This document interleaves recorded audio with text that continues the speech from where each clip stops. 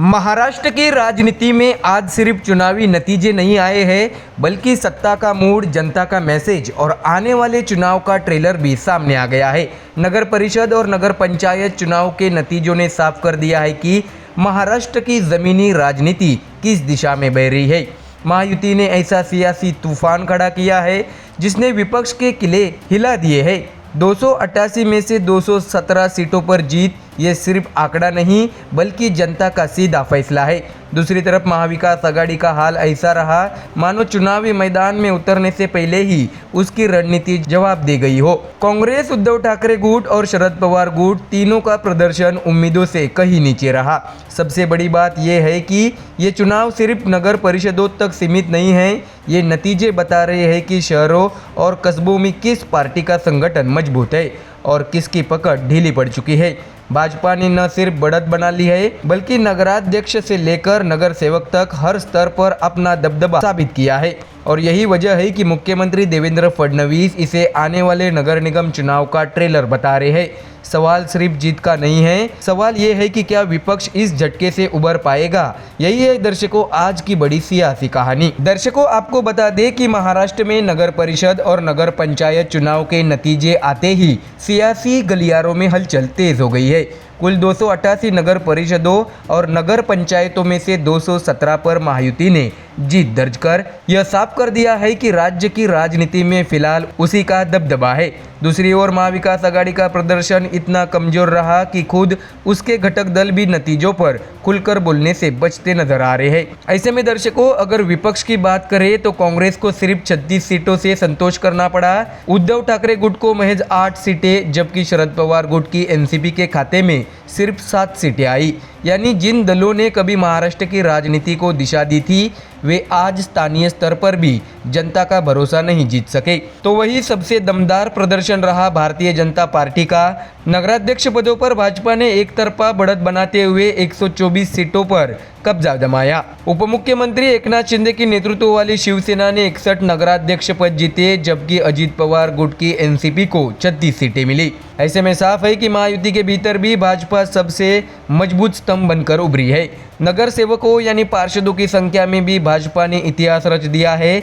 भाजपा ने 1900 नगर सेवक जिताकर राज्य में अपनी पकड़ और मजबूत की है। शिवसेना शिंदे गुट के 828, अजित पवार गुट के 759 जबकि कांग्रेस के खाते में सिर्फ 616 नगर सेवक आए। ये आंकड़े बताते हैं कि जमीनी स्तर पर किस पार्टी का संगठन मजबूत है और किसका कमजोर। तो वही दर्शकों इसके साथ ही क्षेत्रवार आंकड़ों पर नजर डाले तो विदर्भ भाजपा का अभेद्य किला बनकर उभरा है। यहाँ भाजपा ने अकेले 775 नगर सेवक और 55 नगराध्यक्ष पद जीतकर विपक्ष को पूरी तरह साफ कर दिया है। वहीं कोकण ठाणे क्षेत्र में शिवसेना शिंदे गुट ने जोरदार प्रदर्शन किया और भाजपा से ज़्यादा 225 नगर सेवक जीतकर अपनी ताकत दिखाई। तो वही पश्चिम महाराष्ट्र में अजित पवार गुट का प्रभाव साफ नजर आया जहां उन्होंने 290 नगर सेवक जीतकर यह संकेत दिया कि क्षेत्र में उनकी राजनीतिक जमीन अभी मजबूत है। मराठवाड़ा में मुकाबला त्रिकोणीय जरूर रहा लेकिन यहाँ भी भाजपा और अजित पवार गुट की संयुक्त ताकत ने विपक्ष को काफी पीछे छोड़ दिया। सबसे बड़ा झटका लगा मनसे को। राज ठाकरे की पार्टी का इन चुनाव में खाता तक नहीं खुल सका है जो पार्टी के भविष्य को लेकर कई सवाल खड़े करता है। नतीजों के बाद मुख्यमंत्री देवेंद्र फडणवीस ने इसे ऐतिहासिक जीत बताया। उन्होंने कहा है कि यह जीत विकास के मुद्दों पर जनता के भरोसे की जीत है। सोशल मीडिया पर पोस्ट करते हुए सीएम फडणवीस ने कहा है कि मैं महाराष्ट्र की जनता का दिल से आभारी हूँ। नगर परिषद और नगर पंचायत चुनाव में बीजेपी और महायुति को मिली यह शानदार जीत हमारे कार्यकर्ताओं की मेहनत का नतीजा है। सीएम ने यह भी कहा है कि जनता ने एक बार फिर प्रधानमंत्री नरेंद्र मोदी के नेतृत्व पर भरोसा जताया है। उन्होंने भाजपा अध्यक्ष जेपी नड्डा और प्रदेश नेतृत्व को इस जीत का श्रेय दिया। फडणवीस ने आंकड़े गिनाते हुए बताया है कि 2017 में जहां भाजपा ने 94 नगर पालिकाएं जीती थी वहीं इस बार यह आंकड़ा बदलकर 129 नगर पालिकाओं तक पहुंच गया है। नगर सेवकों की संख्या में भाजपा ने 2 गुनी से भी ज्यादा सीटें जीतकर नया रिकॉर्ड बनाया है। और सबसे अहम बयान देते हुए मुख्यमंत्री फडणवीस ने कहा है कि यह आने वाले नगर निगम चुनाव का ट्रेलर है। यानी दर्शकों साफ है महाराष्ट्र की राजनीति में महायुति का यह विजय रथ फिलहाल थमता नजर नहीं आ रहा है और विपक्ष के लिए आने वाला वक्त और भी कठिन साबित हो सकता है। ऐसे में दर्शकों नगर परिषद के नतीजों ने साफ कर दिया है कि महाराष्ट्र की सियासत में हवा किसके पक्ष में है और किसके खिलाफ। तो दर्शकों, फिलहाल इस खबर में इतना ही। देश और दुनिया की बाकी और खबरें जानने के लिए जुड़े रहिए हमारे चैनल MDR न्यूज के साथ। धन्यवाद। महाराष्ट्र की राजनीति में एक ऐसा घटनाक्रम सामने आया है जिसने सत्ता पक्ष और विपक्ष दोनों खेमों में हलचल तेज कर दी है। एक तरफ कांग्रेस को बड़ा झटका लगा है तो दूसरी तरफ बीजेपी सरकार पर पर्यावरण को लेकर तीखा राजनीतिक हमला हुआ है।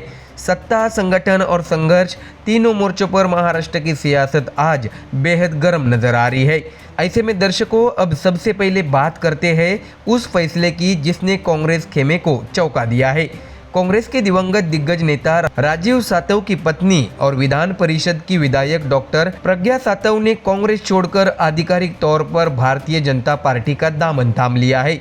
जिला परिषद चुनाव से ठीक पहले आया यह फैसला कांग्रेस के लिए किसी बड़े राजनीतिक झटके से कम नहीं माना जा रहा है। ऐसे में दर्शकों, जानकारी दे कि आज मुंबई में डॉक्टर प्रज्ञा सातव ने विधान भवन सचिव जितेंद्र बोले से मुलाकात कर अपनी विधान परिषद सदस्यता से औपचारिक इस्तीफा सौंपा।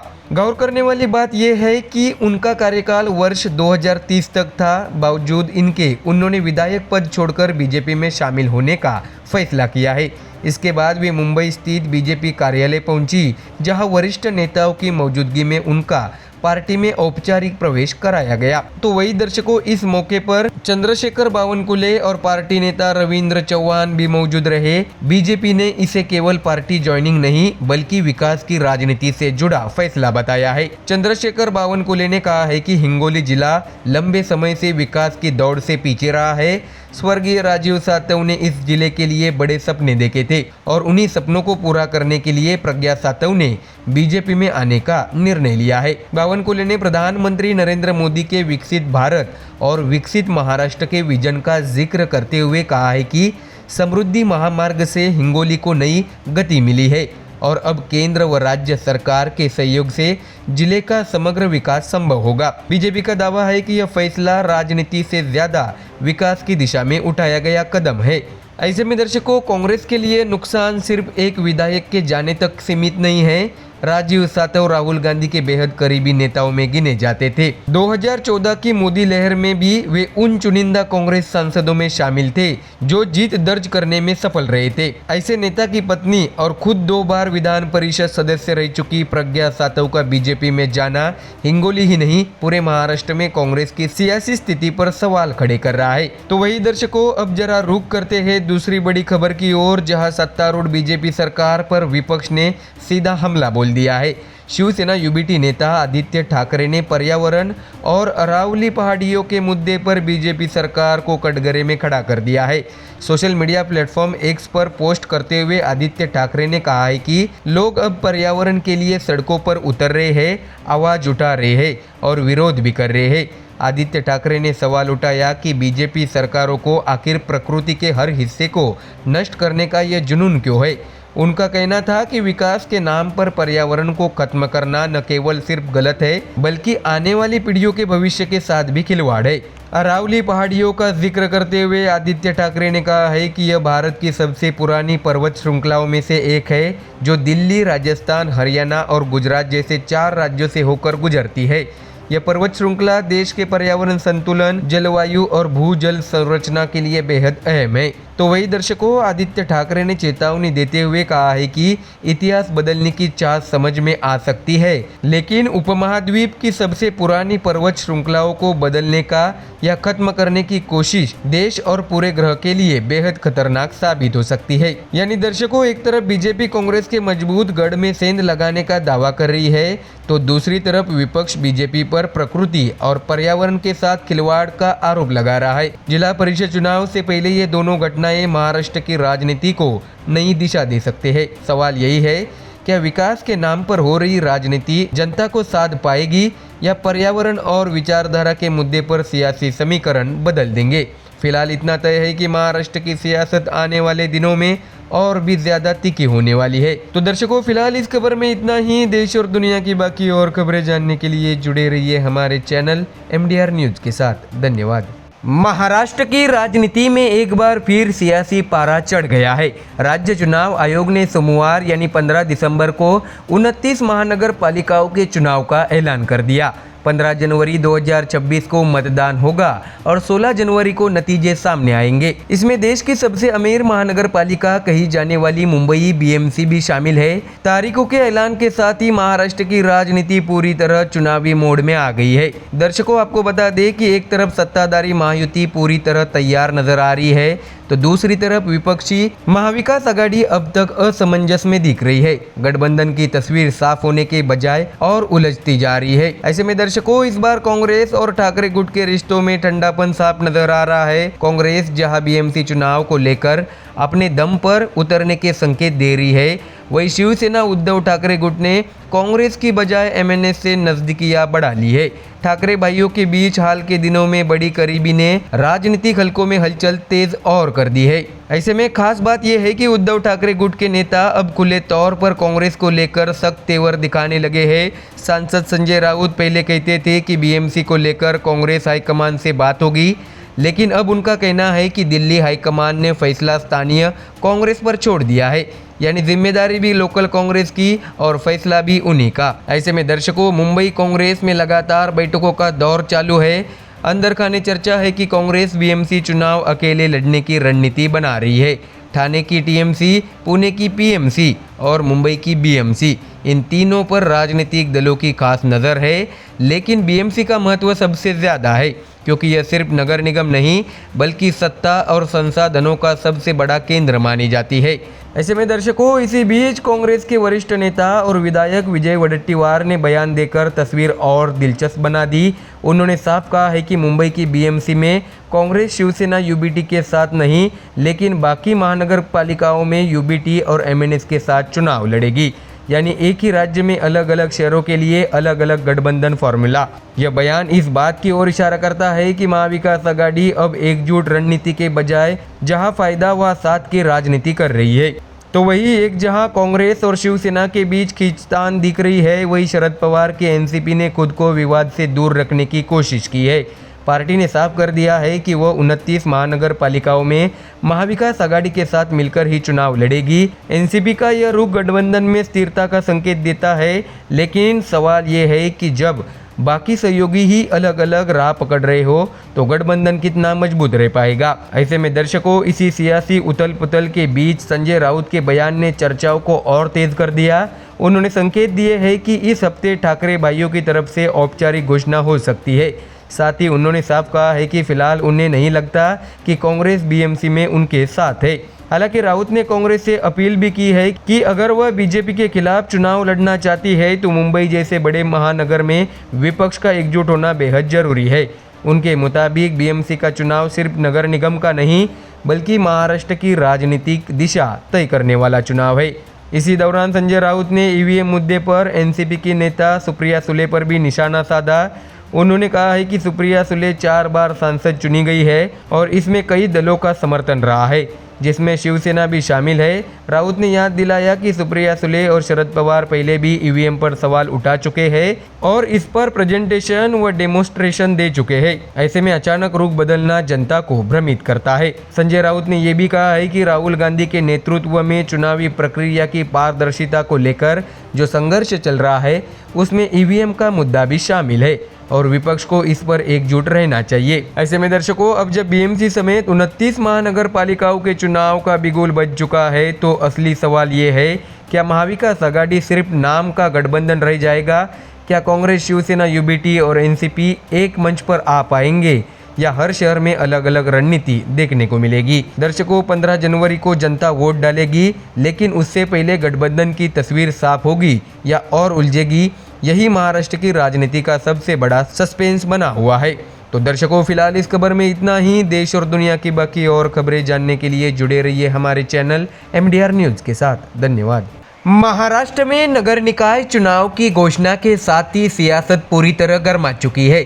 खासकर देश की सबसे अमीर महानगर पालिकाओं में शुमार बृहन्मुंबई महानगर पालिका यानी बीएमसी को लेकर राजनीतिक बयानबाजी अपने चरम पर है। इसके साथ ही बीएमसी समेत 29 नगर निगमों के चुनाव अब सिर्फ स्थानीय सत्ता की लड़ाई नहीं रह गए हैं, बल्कि यह मुकाबला महाराष्ट्र की राजनीति की दिशा तय करने वाला बनता जा रहा है।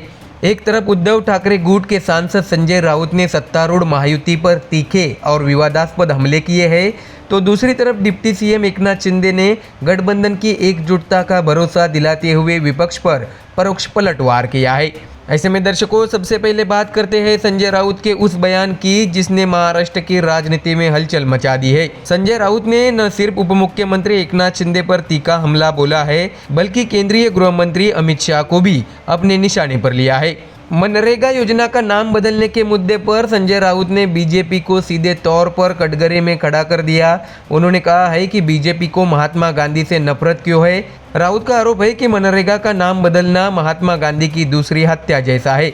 उन्होंने ये भी तंज कसा कि अब राम जी भी बीजेपी को नहीं बचाएंगे। ऐसे में दर्शकों, इस बयान के जरिए संजय राउत ने न सिर्फ केंद्र सरकार की नीतियों पर हमला बोला, बल्कि भावनात्मक और वैचारिक मुद्दों को चुनावी बहस के केंद्र में लाने की कोशिश भी की। संजय राउत यही नहीं रुके, उन्होंने सीधे सीधे एकनाथ शिंदे की शिवसेना की वैधता पर सवाल उठाए। राउत ने कहा है कि शिंदे गुट का शिवतीर्थ से कोई लेना देना नहीं है और उन्हें अमित शाह का टेस्ट ट्यूब बेबी बताते हुए कहा है कि यह शिवसेना प्राकृतिक तरीके से पैदा नहीं हुई है। राउत के मुताबिक बीजेपी को डुप्लीकेट शिवसेना मंजूर नहीं थी, इसलिए जबरदस्ती यह गठबंधन कराया गया और बीजेपी खुद इस तथाकथित डुप्लीकेट शिवसेना के साथ सहज नहीं है। इस बयान ने चुनावी बहस को और तीखा बना दिया है। तो वही दर्शकों, इसी बयानबाजी के साथ संजय राउत ने विपक्षी खेमे में एक बड़े राजनीतिक समीकरण का संकेत भी दे दिया है।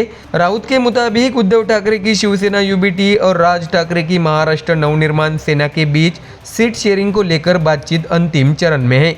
उन्होंने दावा किया है कि 16 दिसंबर को इस मुद्दे पर बातचीत हो चुकी है और उम्मीद है कि इस पर अंतिम फैसला हो जाएगा। राउत ने यह भी कहा है कि राज और उद्धव ठाकरे पहले भी कई बार साथ आ चुके हैं और जब पहली बैठक की घोषणा होगी तब मराठी जनता खुद इसकी ताकत देख लेगी। तो वही दर्शकों, कांग्रेस से दूरी बढ़ाने के सवाल पर संजय राउत ने साफ शब्दों में कहा है कि फिलहाल गठबंधन में कांग्रेस शामिल नहीं है।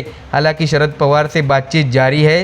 राउत का मानना है कि यह नया समीकरण महायुति के लिए एक बड़ी चुनौती बन सकता है, खासकर मुंबई और महाराष्ट्र के शहरी इलाकों में। ऐसे में दर्शकों, अब रुख करते हैं सत्तारूढ़ महायुति की तरफ। तो ठाणे में मीडिया से बातचीत के दौरान डिप्टी सीएम एकनाथ शिंदे ने विपक्ष के आरोपों को सिरे से खारिज कराते हुए कहा है कि वह वही करते हैं जिसका वादा करते हैं और जो संभव नहीं होता उसका दावा नहीं करते।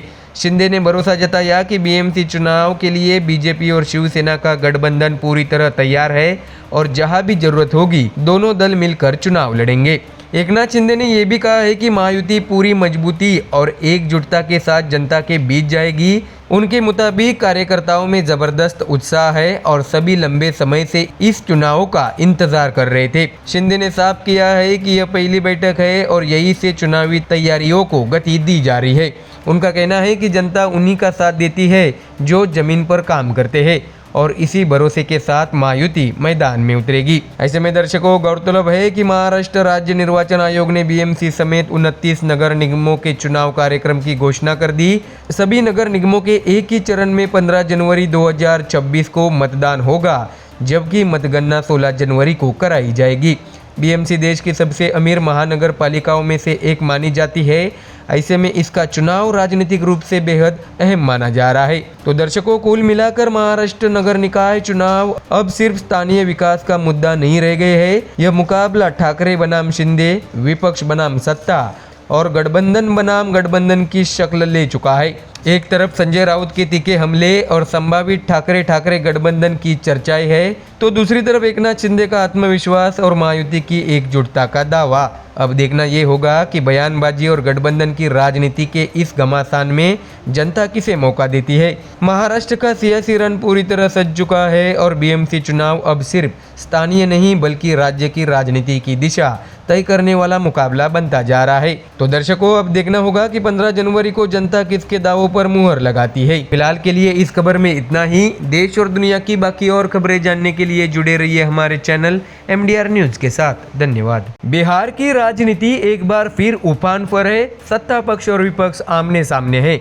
जुबानी जंग तेज है और आरोप प्रत्यारोप की आंच सीधे मुख्यमंत्री नीतीश कुमार तक पहुंच गई है। एक तरफ हिजाब विवाद को लेकर विपक्ष सरकार पर हमलावर है, तो दूसरी तरफ जेडीयू ने तेजस्वी यादव और आरजेडी को भविष्य की राजनीति को लेकर खुली चुनौती दे दी है। दर्शकों, बता दें कि ताजा बयान जेडीयू प्रवक्ता राजीव रंजन का है, जिसने बिहार की सियासत में हलचल और बढ़ा दी है। राजीव रंजन ने सीधे तौर पर आरजेडी नेता और विधानसभा में नेता प्रतिपक्ष तेजस्वी यादव को निशाने पर लेते हुए कहा है कि इस बार जनता ने उन्हें महज 25 सीटों तक सीमित कर लिया है और अगर आरजेडी नेताओं ने मुख्यमंत्री नीतीश कुमार के स्वास्थ्य को लेकर इसी तरह की टिप्पणियां जारी रखी तो अगली बार वे 5 सीटों के लिए भी जूझते नजर आएंगे। ऐसे में दर्शकों, यह बयान ऐसे समय आया है जब मुख्यमंत्री नीतीश कुमार से जुड़ा एक वीडियो सोशल मीडिया पर चर्चाओं में है। नियुक्ति पत्र वितरण कार्यक्रम के दौरान एक मुस्लिम महिला डॉक्टर का हिजाब हटाए जाने का मामला तूल पकड़ चुका है। आरजेडी और कांग्रेस ने इसे मुद्दा बनाते हुए मुख्यमंत्री के मानसिक स्वास्थ्य पर सवाल खड़े कर दिए हैं। विपक्ष का आरोप है कि नीतीश कुमार असहज व्यवहार कर रहे हैं और यह चिंता का विषय है। हालांकि जेडीयू ने इन आरोपों को सिरे से खारिज कर दिया है।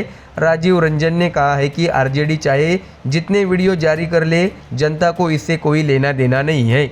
लोगों ने पहले ही इस तरह की राजनीति को नकार दिया है। उन्होंने दावा किया है कि नीतीश कुमार के नेतृत्व में विकास की राजनीति जारी रहेगी और विपक्ष की बयानबाजी का कोई असर नहीं पड़ेगा। ऐसे में दर्शकों, इसी कड़ी में जेडीयू प्रवक्ता ने 7 निश्चय 3 कार्यक्रम की भी चर्चा की। उन्होंने कहा है कि मुख्यमंत्री नीतीश कुमार का नया दृष्टिपत्र बिहार को विकास की नई दिशा देगा। जन जन तक योजनाओं का लाभ पहुंचेगा, सभी वर्गों का सशक्तिकरण होगा और राज्य बड़े लक्ष्यों की ओर बढ़ेगा। दर्शकों, राजनीतिक बयानबाजी यही नहीं रुकी। कांग्रेस की एक रैली में प्रधानमंत्री नरेंद्र मोदी को लेकर की गई आपत्तिजनक टिप्पणी पर भी जेडीयू ने कड़ा रुख अपनाया। राजीव रंजन ने कहा है कि अभद्र भाषा का इस्तेमाल जनता कभी स्वीकार नहीं करती।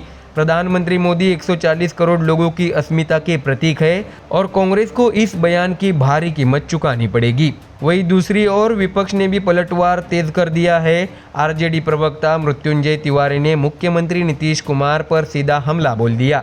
उन्होंने कहा है कि जिस तरह एक मुस्लिम महिला का हिजाब हटाने का प्रयास किया गया, वह खुलेआम महिला का अपमान है। एनडीए सरकार महिला सम्मान की बात करती है, लेकिन ज़मीनी सच्चाई कुछ और ही दिख रही है। मृत्युंजय तिवारी ने यहाँ तक कह दिया है कि नीतीश कुमार बीजेपी के दबाव में काम कर रहे हैं और कई बार सार्वजनिक मंचों पर उनका व्यवहार लोगों को असहज कर चुका है। हालांकि उन्होंने ये भी जोड़ा कि वे नीतीश कुमार के स्वस्थ और दीर्घायु होने की कामना करते हैं। ऐसे में दर्शकों, कांग्रेस ने भी इस पूरे घटनाक्रम पर सवाल उठाए हैं और ये कहा है कि मुख्यमंत्री को लेकर राज्य में असमंजस की स्थिति बन रही है। विपक्ष का दावा है कि सरकार संवेदनशील मुद्दों को संभालने में नाकाम साबित हो रही है। तो वहीं उधर जेडीयू प्रवक्ता अंजुम आरा ने विपक्ष पर पलटवार करते हुए कहा है कि नीतीश कुमार को किसी सर्टिफिकेट की जरूरत नहीं है। उन्होंने आरोप लगाया कि आरजेडी ने अपने शासनकाल में बिहार की बेटियों का अपमान किया, जबकि नीतीश कुमार ने पसमानदा समाज समेत सभी वर्गों की बेटियों को शिक्षा और सम्मान दिया। तो वही दर्शकों, इस बीच बीजेपी विधायक संजय सरावगी के प्रदेश अध्यक्ष बनने पर भी जेडीयू ने सकारात्मक प्रतिक्रिया दी है। जेडीयू का कहना है कि संजय सरावगी की नियुक्ति से एनडीए और मजबूत होगा और बिहार में गठबंधन बेहतर तालमेल के साथ काम करेगा। ऐसे में दर्शकों, कुल मिलाकर बिहार की राजनीति इस वक्त आरोप जवाब और भविष्य की चेतावनियों के दौर से गुजर रही है। हिजाब विवाद हो या स्वास्थ्य को लेकर सवाल, सीटों की गिनती हो या विकास के दावे, हर मुद्दा सियासी रंग में रंग चुका है। आने वाले दिनों में यह साफ होगा कि जनता किसके बयान को गंभीरता से लेती है और किसे सियासी शोर मानकर नज़रअंदाज कर देती है। तो दर्शकों, फिलहाल इस खबर में इतना ही। देश और दुनिया की बाकी और खबरें जानने के लिए जुड़े रहिए हमारे चैनल MDR न्यूज के साथ। धन्यवाद। बिहार की सियासत में एक तरफ नए समीकरणों की आहट है, तो दूसरी तरफ बीजेपी ने संगठन को धार देने के लिए बड़ा कदम उठा लिया है। एक और जनसुराज पार्टी के संस्थापक और चुनावी रणनीतिकार प्रशांत किशोर की कांग्रेस नेतृत्व से मुलाकात ने राजनीतिक गलियारों में हलचल मचा दी है, तो दूसरी ओर बिहार बीजेपी को नया प्रदेश अध्यक्ष मिल गया है। इन दोनों घटनाओं को जोड़कर देखें तो साफ है कि 2027 से पहले बिहार ही नहीं पूरे उत्तर भारत की राजनीति में बड़ी तैयारी शुरू हो चुकी है। दर्शकों, जानकारी दें कि बिहार चुनाव में एक भी सीट नहीं जीत पाने के बाद चुनावी रणनीतिकार से राजनेता बने प्रशांत किशोर अब एक बार फिर सुर्खियों में हैं। इस बार वजह है लोकसभा में नेता प्रतिपक्ष राहुल गांधी से उनकी मुलाकात। शुक्रवार 12 दिसंबर 2025 को दिल्ली के 10 जनपद में करीब 1.5 घंटे तक चली इस अहम बैठक में प्रियंका गांधी भी मौजूद रही। सूत्रों के मुताबिक यह मुलाकात सिर्फ शिष्टाचार तक सीमित नहीं थी। बातचीत में बिहार चुनाव के नतीजों, चुनाव आयोग की भूमिका, SIR जैसे मुद्दों और कथित वोट चोरी पर गंभीर चर्चा हुई। माना जा रहा है कि प्रशांत किशोर ने बिहार चुनाव में सामने आई चुनौतियों और चुनावी प्रक्रियाओं से जुड़े सवालों को कांग्रेस नेतृत्व के सामने विस्तार से रखा। ऐसे में सबसे अहम चर्चा जनसुराज पार्टी के भविष्य को लेकर रही। सूत्र बताते हैं कि प्रशांत किशोर और कांग्रेस नेतृत्व के बीच इस बात पर शुरुआती विचार विमर्श हुआ कि जनसुराज का कांग्रेस में संभावित विलय किस प्रक्रिया और रूपरेखा के तहत हो सकता है। हालांकि अभी इसे अंतिम फैसला नहीं माना जा रहा है, लेकिन राजनीतिक संकेत बेहद साफ है। बैठक में सिर्फ बिहार ही नहीं बल्कि उत्तर प्रदेश, पश्चिम बंगाल और पंजाब की मौजूदा राजनीतिक स्थिति पर भी मंथन हुआ। 2027 में होने वाले विधानसभा चुनाव को लेकर रणनीतिक स्तर पर अनौपचारिक लेकिन अहम बातचीत हुई। कांग्रेस के संगठनात्मक विस्तार और चुनावी रणनीति में प्रशांत किशोर की भूमिका को लेकर कयास तेज हो गए हैं। ऐसे में दर्शकों, गौरतलब है कि कांग्रेस और प्रशांत किशोर का ये रिश्ता नया नहीं है। साल 2021 में उन्होंने कांग्रेस को देश भर में मजबूत करने का एक विस्तृत प्रस्ताव दिया था। इसके बाद 2022 में सोनिया गांधी के आवास पर राहुल गांधी और प्रियंका गांधी के सामने उन्होंने प्रेजेंटेशन भी दिया। हालांकि 2024 लोकसभा चुनाव से पहले कांग्रेस की ओर से मिले ऑफर को उन्होंने ठुकरा दिया था। अब बदले हालात में यह मुलाकात कई सियासी मायनों के साथ देखी जा रही है। तो वही दर्शकों, उधर बिहार में भारतीय जनता पार्टी ने संगठन को मजबूत करने के लिए बड़ा फैसला लिया है। पार्टी ने दरभंगा नगर से 5 बार विधायक रहे संजय सरावगी को बिहार बीजेपी का नया प्रदेश अध्यक्ष नियुक्त किया है।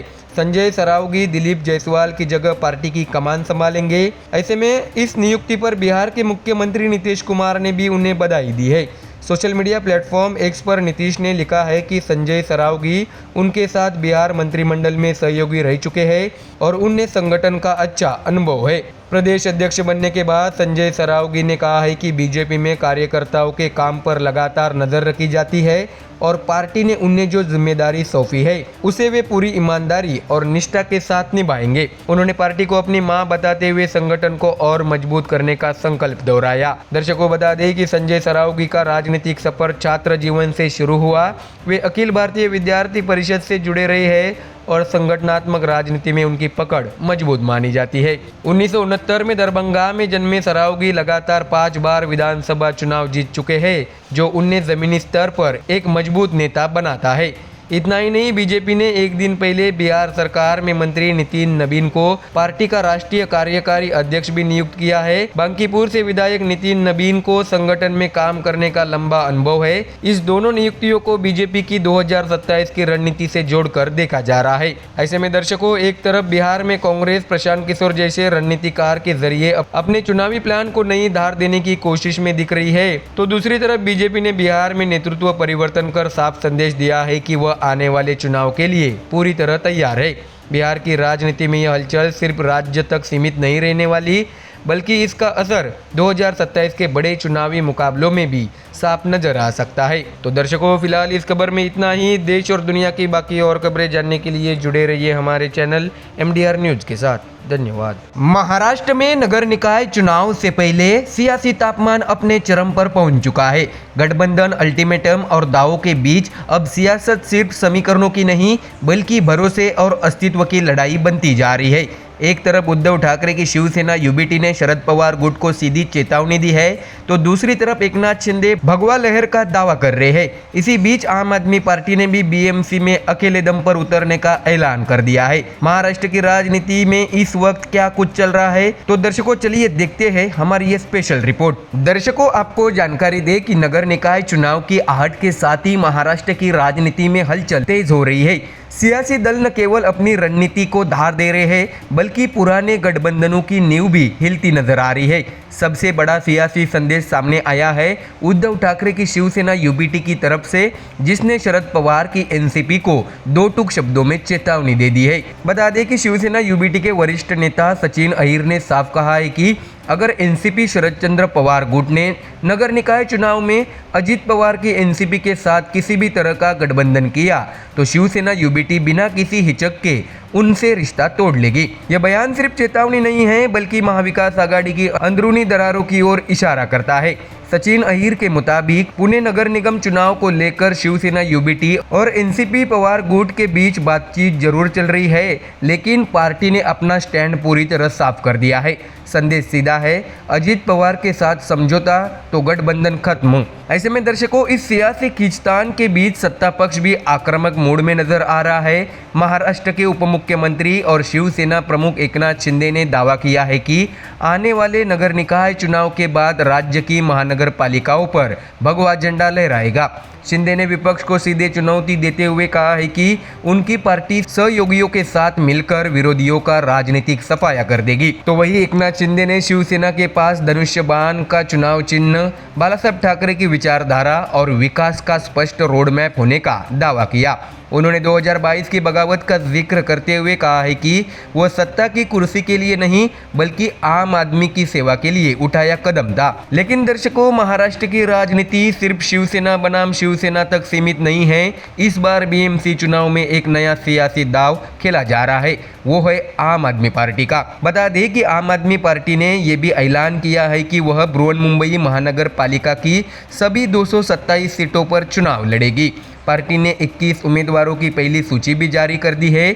आपका दावा है कि एशिया की सबसे अमीर नगर निगम होने के बावजूद मुंबई बदहाली का शिकार है। ऐसे में दर्शकों, आपकी मुंबई इकाई की प्रमुख प्रीति शर्मा मेनन ने बीएमसी को भ्रष्टाचार का अड्डा करार देते हुए कहा है कि हर राजनीतिक दल ने मुंबई को सिर्फ लूटने का काम किया है।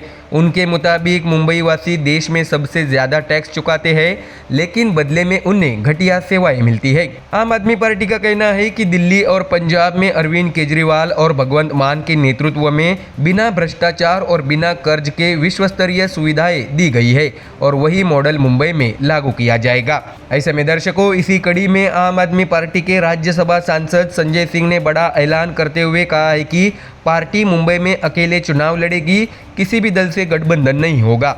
संजय सिंह के मुताबिक पार्टी अच्छे और ईमानदार उम्मीदवार उतारने पर फोकस कर रही है जो आम लोगों की रोजमर्रा की समस्याओं को हल कर सके। उन्होंने ये भी याद दिलाया है कि 2014 के लोकसभा चुनाव में मुंबई ने आम आदमी पार्टी को 3 लाख वोट दिए थे, जो पार्टी के लिए उम्मीद की बड़ी वजह है। ऐसे में दर्शकों, कुल मिलाकर महाराष्ट्र के नगर निकाय चुनाव सिर्फ स्थानीय सत्ता की लड़ाई नहीं रह गए हैं। ये चुनाव तय करेगा कि गठबंधन टूटेगा या बनेगा, पुराने दावे टिकेंगे या ढहेंगे और क्या कोई नया विकल्प जनता को आकर्षित कर पाएगा।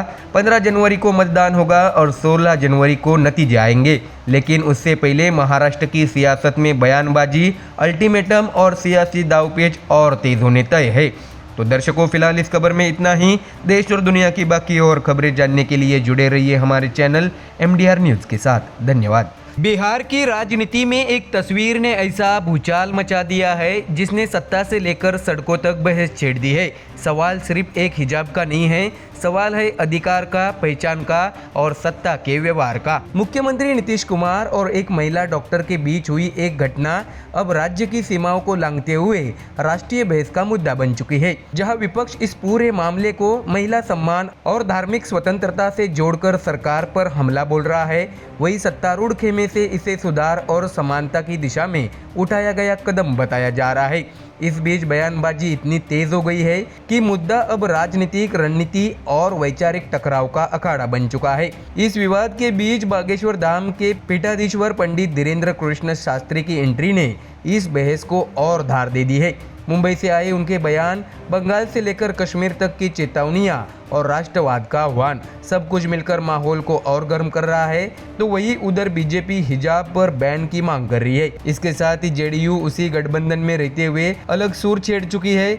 सवाल बड़ा है, क्या मामला सिर्फ एक घटना तक सीमित है या आने वाले चुनावी विमर्श की दिशा तय करने वाला मुद्दा बन चुका है? इन्हीं सवालों के साथ दर्शकों देखते हैं हमारी ये खास रिपोर्ट। दर्शकों, आपको जानकारी दे कि एक सरकारी कार्यक्रम के दौरान मुख्यमंत्री नीतीश कुमार द्वारा महिला डॉक्टर का हिजाब हटाने का मामला सामने आ गया। इस घटना के बाद जहां एक तरफ विपक्ष ने मुख्यमंत्री पर संवेदनहीनता और धार्मिक भावनाओं को ठेस पहुंचाने का आरोप लगाया, वहीं दूसरी ओर एनडीए खेमे में नीतीश कुमार के समर्थन में आवाजें उठने लगी। देखते ही ये विवाद बिहार से निकलकर राष्ट्रीय स्तर तक पहुंच गया। इसी बीच मुंबई से इस पूरे मुद्दे पर बागेश्वर धाम के पीठाधीश्वर पंडित धीरेन्द्र कृष्ण की एंट्री ने इस घटना को और भी तीखा कर दिया है। मुंबई में पत्रकारों से बात करते हुए धीरेन्द्र शास्त्री ने कहा है कि हिजाब विवाद में जो कुछ भी हुआ वो अच्छा नहीं हुआ है। उन्होंने सीधे तौर पर किसी का नाम नहीं लिया, लेकिन इतना जरूर कहा है कि ऐसी घटनाएं समाज को जुड़ने की बजाय बांटने का काम करती है। हालांकि उनके बयान यही नहीं रुके। पश्चिम बंगाल में बाबरी मस्जिद को दोबारा बनाने की कोशिशों पर बोलते हुए धीरेन्द्र शास्त्री ने बेहद सख्त तेवर दिखाए। उन्होंने कहा है कि अगर देश में बाबरी मस्जिद दोबारा बनाने की कोशिश हुई तो हिंदू समाज 1992 को दोहराने के लिए तैयार है। उन्होंने इसे विदेशी आक्रांताओं की साजिश करार देते हुए कहा है कि बंगाल से लेकर कश्मीर तक हिंदुओं के खिलाफ बोलने वालों को करारा जवाब दिया जाएगा। इस बयान ने राजनीतिक हलकों में नई हलचल पैदा कर दी है। तो वही दर्शकों, इसी दौरान महाराष्ट्र में मेयर विवाद पर पूछे गए सवाल का जवाब देते हुए धीरेन्द्र शास्त्री ने खुद को राजनीति से अलग बताया। उन्होंने कहा है कि मेयर कौन बनेगा ये जनता तय करेगी, उनका काम सत्ता नहीं सनातन को मजबूत करना है। उन्होंने साफ कहा है कि देश की राजनीति को जातिवाद और धर्मवाद से ऊपर उठकर राष्ट्रवाद पर आना चाहिए। हिंदू मुस्लिम के खांचे से बाहर निकलकर राष्ट्र के बारे में सोचना ही देश के लिए बेहतर होगा। तो वही दर्शकों, अब लौटे हैं बिहार के हिजाब विवाद पर, जहां बीजेपी ने मुख्यमंत्री नीतीश कुमार के बचाव में खुलकर मोर्चा संभाल लिया है। बिहार बीजेपी ने एक कदम आगे बढ़ते हुए बड़ा बयान दे दिया। पार्टी के मीडिया प्रभारी दानिश इकबाल ने कहा है कि सार्वजनिक स्थानों, सरकारी नौकरियों और मतदान केंद्रों पर हिजाब पहनने पर प्रतिबंध लगाया जाना चाहिए। उनका तर्क है कि इस्लाम या कुरान में कहीं भी चेहरे को पूरी तरह ढकने की बात नहीं कही गई है। दानिश इकबाल ने विपक्ष पर मुस्लिम महिलाओं को पीछे रखने का आरोप लगाया। उन्होंने कहा है कि पर्दा शालीनता के लिए है, अलगाव के लिए नहीं। विपक्ष चाहता है कि मुस्लिम महिलाएं चार दीवार में कैद रहे, जबकि नीतीश कुमार जैसे नेता उन्हें मुख्य धारा में लाने का काम कर रहे हैं। उन्होंने यहाँ तक कह दिया है कि जिस महिला डॉक्टर का हिजाब हटाया गया उन्हें कोलकाता जाने की जरूरत नहीं है, बिहार में ही रहकर नौकरी करनी चाहिए। तो वही दर्शकों, बीजेपी नेता ने यह भी दावा किया है कि नीतीश कुमार मुस्लिम समाज के हितैषी रहे हैं। उनकी नीतियों की वजह से ही आज मुस्लिम समाज की बेटियां डॉक्टर बनकर सरकारी नौकरियों में आ रही है। उनके मुताबिक ये सब नीतीश कुमार की विकास नीति का नतीजा है। लेकिन बीजेपी की यह मांग और बयान जेडीयू को रास नहीं आए। नीतीश कुमार की अपनी पार्टी जेडीयू ने साफ कर दिया है कि बिहार में हिजाब पर किसी तरह का प्रतिबंध नहीं लगाया जाएगा। पार्टी ने बीजेपी के लाइन से अलग रुख अपनाते हुए कहा है कि संविधान हर नागरिक को अपनी धार्मिक परंपराओं के पालन का अधिकार देता है। जेडीयू ने इस मुद्दे पर जम्मू कश्मीर के मुख्यमंत्री उमर अब्दुल्ला और पीडीपी नेता इल्तिजा मुफ्ती के बयानों पर भी पलटवार किया। पार्टी का कहना है कि धार्मिक परंपराओं पर रोक लगाने की सोच संविधान के खिलाफ है। बिहार सभी धर्मों और परंपराओं का सम्मान करता है और आगे भी करता रहेगा। तो दर्शकों, कुल मिलाकर हिजाब से शुरू हुआ ये विवाद अब सिर्फ एक घटना नहीं रहा। इसमें धर्म, राजनीति, राष्ट्रवाद और चुनावी रणनीति सब कुछ घुल मिल गया है। सवाल यही है कि आने वाले दिनों में यह बहस समाज को जोड़ने का काम करेगी या राजनीतिक ध्रुवीकरण को और तेज करेगी। फिलहाल इतना तय है कि बिहार का यह मुद्दा अब राष्ट्रीय राजनीति की बड़ी बहस बन चुका है। तो दर्शकों, फिलहाल इस खबर में इतना ही। देश और दुनिया की बाकी और खबरें जानने के लिए जुड़े रहिए हमारे चैनल MDR न्यूज़ के साथ। धन्यवाद।